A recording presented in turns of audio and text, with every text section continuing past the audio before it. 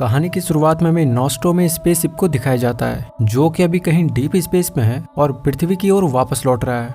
दरअसल इस स्पेसशिप में मौजूद क्रू मेंबर्स को एलियंस का पता लगाने के लिए स्पेस में भेजा गया था, ताकि अगर उन्हें डीप स्पेस में कोई भी सिग्नल मिले तो वो उस जगह पे जाकर उस सिग्नल की जांच करे। लेकिन इन्हें इसमें असफलता मिलती है और ये सब के सब अब वापस पृथ्वी की ओर आ रहे होते हैं। इस स्पेसशिप में कुल मिलाकर 7 क्रू मेंबर्स होते हैं, जो कि इस प्रकार हैं: रिप्ले, साइंस ऑफिसर एस, ब्रेट, केन, लैम्बर्ट, पार्कर और डैलस।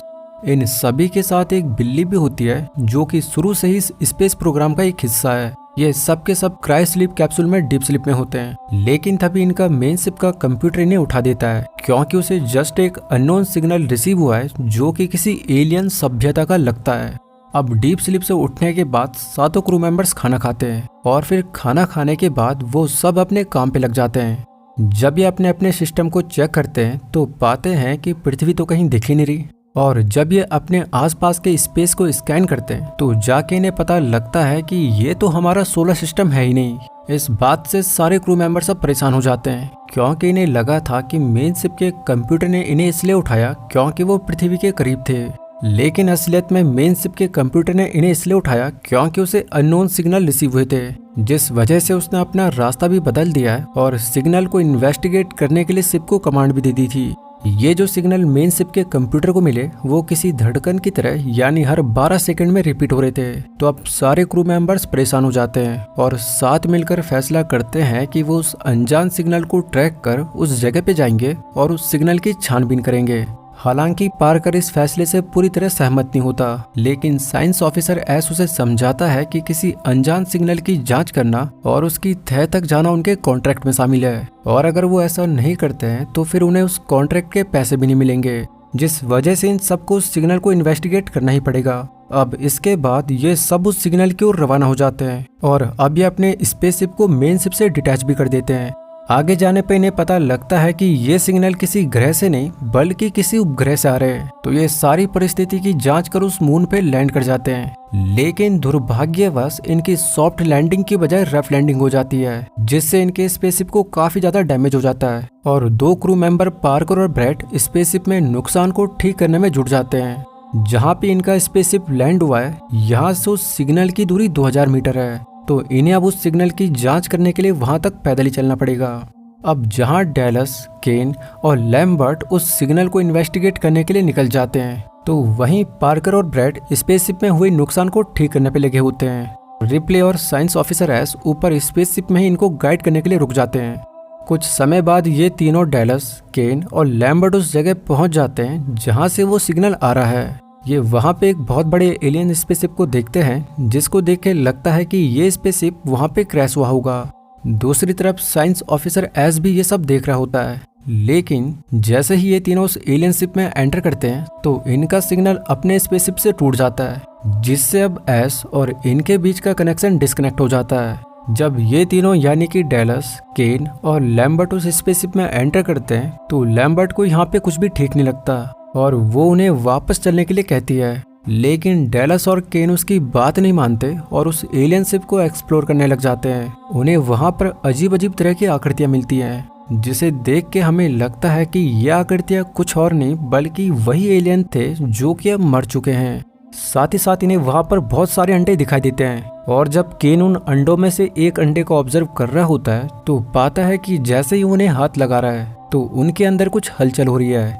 इसी क्रम में जब केन एक अंडे को ऑब्जर्व कर रहा होता है तो तभी वो अंडा ऊपर से खुल जाता है और उसके अंदर से एक भयानक एलियन जीप झपट्टा मार उसके पूरे हेलमेट को कवर अप कर लेता है, जिसके बाद डैलस और लैम्बर्ट केन के साथ तुरंत ही उस एलियन स्पेसशिप से निकल जाते हैं और अपने स्पेसशिप में वापस आ जाते हैं। लेकिन यहाँ पर रिप्ले केन को अंदर आने से मना कर देती है, क्योंकि ऐसा करना उन सब के लिए खतरा पैदा कर सकता है।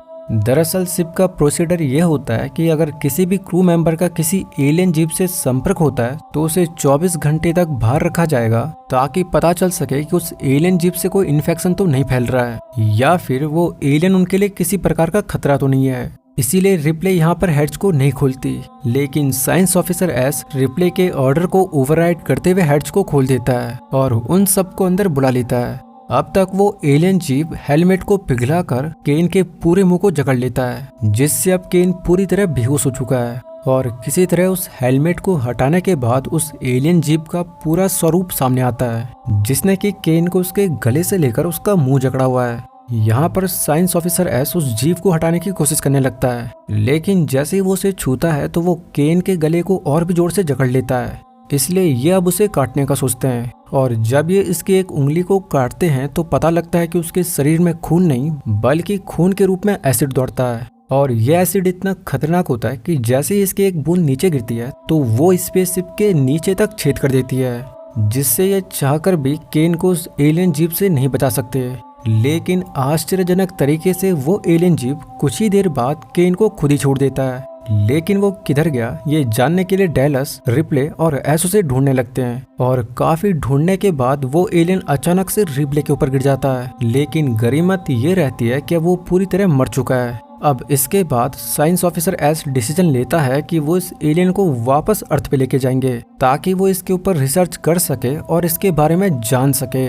हालांकि रिप्ले एस के डिसीजन का विरोध करती है, लेकिन क्योंकि एस एक साइंस ऑफिसर है तो रिप्ले चाहकर भी उसके काम में इंटरफेयर नहीं कर सकती। अब तक पार्कर और ब्रैड भी स्पेसशिप को ठीक कर देते हैं, जिसके बाद ये मून से अर्थ के लिए टेक ऑफ कर जाते हैं। और अब हमें दिखाया जाता है कि ये स्पेसशिप कहीं डीप स्पेस में है और अभी पृथ्वी से लगभग 10 महीने की दूरी पर है, जिससे सारे क्रू मेंबर्स निराश हो जाते हैं क्योंकि अगर वो यहाँ पर नहीं आते तो वो अभी तक अपने घर पे होते। इसी बीच साइंस ऑफिसर ऐसे इन्हें इन्फॉर्म करता है कि केन अब होश में आ चुका है और ये केन वही है जिसपे उस एलियन ने तब अटैक किया था और उसके पूरे मुंह को कवर अप कर लिया था। इसके बाद ये सारे केन से मिलते हैं, लेकिन आश्चर्यजनक तरीके से केन इस तरह बिहेव करता है कि जैसे उसे कभी कुछ हुआ ही नहीं। इस बात से सातों क्रू मेंबर्स खुश हो जाते हैं क्योंकि उन्हें इसी बात का डर था कि कहीं उस एलियन जीव से कोई इन्फेक्शन तो नहीं फैल रहा है। लेकिन केन को स्वस्थ देखकर उनका ये डर भी दूर हो जाता है और अब सब हंसी खुशी के साथ खाना खाने लगते हैं। लेकिन जैसे ही केन खाना खाना शुरू करता है तभी उसे जोरदार पेन होना शुरू हो जाता है। ये सारे क्रू मेंबर्स केन को शांत करने की बहुत कोशिश करते हैं, लेकिन केन दर्द के मारे तड़प रहा है। और तभी इसी पल केन के पेट को फाड़कर एक अजीब किस्म का एलियन जीव बाहर निकलता है। इस जानवर को देख सबके रोंगटे खड़े हो जाते हैं। ये एलियन जीव इन सबको ऑब्जर्व करता है और इसके बाद वो यहाँ से भाग जाता है। यहाँ पर गौर करने वाली बात यह है कि जब पार्कर उस एलियन को मारने के लिए बढ़ता है तो साइंस ऑफिसर एस उसे ऐसा करने से रोक देता है, और वो ऐसा क्यों करता है ये भी हमें आगे पता चलेगा। अब उस एलियन को ढूंढने के लिए 2 टीम्स बनाई जाती है, जिनमें पहली टीम में पार्कर, ब्रैड और रिप्ले होते हैं तो वहीं दूसरी टीम में डैलस और एस होते हैं। ये सब एक ट्रैकर डिवाइस के साथ उस एलियन को ढूंढने लग जाते हैं कि तभी आगे जाकर इनका ट्रैकर डिवाइस बीप करने लगता है, यानी कि वो एलियन इनके पास ही है, जिससे अब इन सब की धड़कनें तेज हो जाती है। और जब उस जगह को देखते हैं जहां से सिग्नल आ रहा है तो वहां पर कोई एलियन नहीं बल्कि बिल्ली होती है, जो कि इनके साथ शुरू से इस स्पेस प्रोग्राम का हिस्सा है। वो बिल्ली तुरंत यहाँ से भाग जाती है और ब्रैड उसके पीछे पीछे उसे पकड़ने के लिए भागता है ताकि उनसे फिर ऐसी गलती ना हो। लेकिन ब्रैड उस बिल्ली को पकड़ने के लक्ष्य में अकेले ही काफी दूर आ चुका है। तभी उसे अपने आगे बिल्ली भी दिख जाती है, लेकिन जैसे ही उसे पकड़ने वाला होता है कि तभी उसे एहसास हो जाता है कि उसके पीछे कोई खड़ा है। और जब वो धीरे से पीछे मुड़ के देखता है तो उसके सामने एक बहुत ही बड़ा एलियन जीव होता है। दरअसल जो एलियन केन के पेट को फाड़ के निकला वो अब शिप की पावर को कंज्यूम करके काफी बड़ा हो चुका है, और इसके बाद वो भयानक एलियन ब्रैड को मार देता है। ब्रैड की मौत से सारे क्रू मेंबर्स को समझ नहीं आता कि आखिर वो करे तो करे क्या। तो यहाँ पर साइंस ऑफिसर ऐसा सलाह देता है कि फायर गन से उस एलियन से बचा जा सकता है। दरअसल अभी तक इन्हें ये नहीं पता है कि वो एलियन अब कितना बड़ा हो गया है, क्योंकि मरने से पहले उसे सिर्फ ब्रैड ने देखा था। अब ये सारे फायर गन्स को तैयार करते हैं और उस एलियन को किसी तरह मेन हेड से बाहर निकालने का प्लान बनाते हैं। अब चूंकि शिप का मेन हेड डैलस होता है तो वो पार्कर और लैम्बर्ट को जिम्मेदारी सौंपता है कि वो जंक्शन के हेड्स को देखेंगे, तो वहीं एस और रिप्ले मेन हेड्स को संभालेंगे और खुद डैलस एयर डेस्क में जाएगा, क्योंकि यहाँ पे वो एलियन एयर डेस्क में ही छिपा हुआ होगा। अब जैसे ही डैलस एयर डेस्क में जाता है तो उसका शक बिल्कुल सही निकलता है, वो एलियन एयर डेस्क में ही छिपा हुआ था और अब वो धीरे धीरे डैलस की तरफ बढ़ने लगता है। इस चीज का पता इनके स्कैनर से चलता है और लैम्बर्ट इनकी लोकेशन को ट्रेस कर रही होती है। लैम्बर्ट तुरंत डैलस को वहां से निकलने के लिए कहती है, क्योंकि वो खतरनाक एलियन अब डैलस की तरफ आ रहा है। लेकिन लैम्बर्ट के इंस्ट्रक्शन के बावजूद भी वो खतरनाक एलियन डैलस को भी मौत के घाट उतार देता है और अब डेलस की मौत के बाद ये सारे काफी टूट जाते हैं क्योंकि डेलस इस शिप का मेन चिप था। डेलस की मौत के बाद जहां सारे क्रू मेंबर डरे हुए हैं तो वहीं अब पार्कर के मन में उस एलियन के लिए बदले की भावना पैदा हो जाती है। लेकिन रिप्ले उसे समझाती है कि वो उसे नहीं मार सकते क्योंकि वो एलियन अब काफी बड़ा और समझदार है, तो उनको यहाँ पे सूझबूझ से काम लेना पड़ेगा। अब क्योंकि डेलस की मौत के बाद रिप्ले ही हाईएस्ट रैंकिंग ऑफिसर होती है तो वो अब बाकी बचे 3 क्रू मेंबर्स के साथ डेलस के प्लान पे ही आगे चलती है। रिप्ले का प्लान होता है कि वो पेयर्स में एयर डेस्क में जाएंगे और उस एलियन को कॉर्नर की तरफ लाकर उसे स्पेस में धकेल देंगे। यहाँ पे हमें साइंस ऑफिसर एस पे शक हो जाता है क्योंकि वो ना तो केन, ना ही ब्रैट और ना ही डेलस की मौत पे दुखी होता है। उसके फेशियल एक्सप्रेशन से साफ साफ पता चलता है कि उसे बाकी क्रू मेंबर्स की ना तो परवाह थी और ना ही अब है। इसलिए अब यहाँ पर रिप्ले खुद ही मास्टर कंप्यूटर को अपने हाथ में ले लेती है और सीक्रेट डाटा जो कि सिर्फ साइंस ऑफिसर ऐसे एक्सेस कर सकता था को ओवरराइट करते हुए उसे अब एस के घिनौने काम के बारे में पता लगता है। उसे पता लगता है कि जो भी कुछ यहाँ पे हो रहा है वो सबका कल्प्रिट और कोई नहीं बल्कि साइंस ऑफिसर ऐसी है। तो दरअसल यहाँ पे कंपनी को पहले उस एलियन के बारे में सब कुछ पता होता है और कंपनी का एस को ऑर्डर होता है कि वो किसी भी तरह उस एलियन को धरती पे लाएगा, चाहे इसमें क्रू मेंबर्स की जान ही क्यों न चली जाए, और यही एस की प्रायोरिटी होगी। अब जाके हमें समझ आता है कि क्यों एस शुरुआत से उस एलियन को बचाने की कोशिश कर रहा था और उसे 3 क्रू मेंबर्स जो कि मर गए हैं उनका बिल्कुल भी दुख नहीं होता। रिप्ले को सीक्रेट डाटा का पता चलते ही एस भी वहाँ पे पहुंच जाता है और रिप्ले एस को धक्का देकर पार्कर और लैम्बर्ट को एस का सच बताने के लिए निकल जाती है। लेकिन इससे पहले वो पार्कर और लैम्बर्ट को एस का घिनौना सच बताए एस उसे पकड़ लेता है, जिसके बाद वो उसे बुरी तरह मारता है। लेकिन वो रिप्ले को जान से मारे इससे पहले लैम्बर्ट और पार्कर वहाँ पे आ जाते हैं। अब पार्कर रिप्ले को बचाने के लक्ष्य में एस पे वार कर देता है। एस भी अब पार्कर पे हमला कर उसे भी जख्मी कर देता है। रिप्ले और लैम्बर्ट पार्कर की मदद करते हैं और पार्कर यहाँ पे एस पे जोर से वार कर देता है, जिससे एस तेजी से घूमने लगता है और उसके मुंह से सफेद तरह का लिक्विड बाहर निकलने लगता है। अब पार्कर एस की गर्दन पे एक और बार वार कर देता है, जिससे एस की गर्दन उसके धड़ से अलग हो जाती है। और अब जाके हमें यहाँ पे ये रिवील होता है कि एस कोई इंसान नहीं बल्कि कंपनी द्वारा बनाया गया रोबोट है और उसे इन क्रू मेंबर्स के साथ इसलिए भेजा गया था ताकि वो कंपनी के कोई भी मिशन को सीक्रेटली बिना किसी को खबर हुए मिशन को अंजाम दे पाए। और यही वजह थी कि कंपनी साइंस डिपार्टमेंट की जिम्मेदारी एस को देती है। चूंकि एस एक रोबोट है तो वो गर्दन अलग होने पर भी पार्कर पे जानलेवा हमला कर देता है और लैम्बर्ट पार्कर को बचाने के लक्ष्य में एस पे एक रॉड से वार कर देती है, जिससे शॉर्ट सर्किट होने के बाद वो रोबोट यानी एस डीएक्टिवेट हो जाता है। ये सब कुछ सवालों के जवाब जानने के लिए उस रोबोट को दोबारा से रिएक्टिवेट कर देते हैं, जहां पर अब एस इन्हें बताता है कि वो उस एलियन से किसी भी प्रकार से नहीं बच सकते क्योंकि वो अपने आप को किसी भी परिस्थिति में ढाल सकता है, चाहे परिस्थितियां कितने भी विषम क्यों ना हो। वो लाख बार उससे बचने की कोशिश करेंगे लेकिन वो एलियन आखिरकार उन सबको मौत के घाट उतार देगा। ये सुनकर पार्कर गुस्सा हो जाता है और उस रोबोट यानी एस को आग लगा देता है, जिसके बाद ये सब यहाँ से निकल जाते हैं। अब रिप्ले का प्लान होता है कि वो पूरी शिप को उड़ा देंगे क्योंकि वो एलियन शिप में ही होगा और खुद फ्लाइंग ऑब्जेक्ट को मेन शिप से डिटैच कर वो पृथ्वी पे वापस लौट जाएंगे।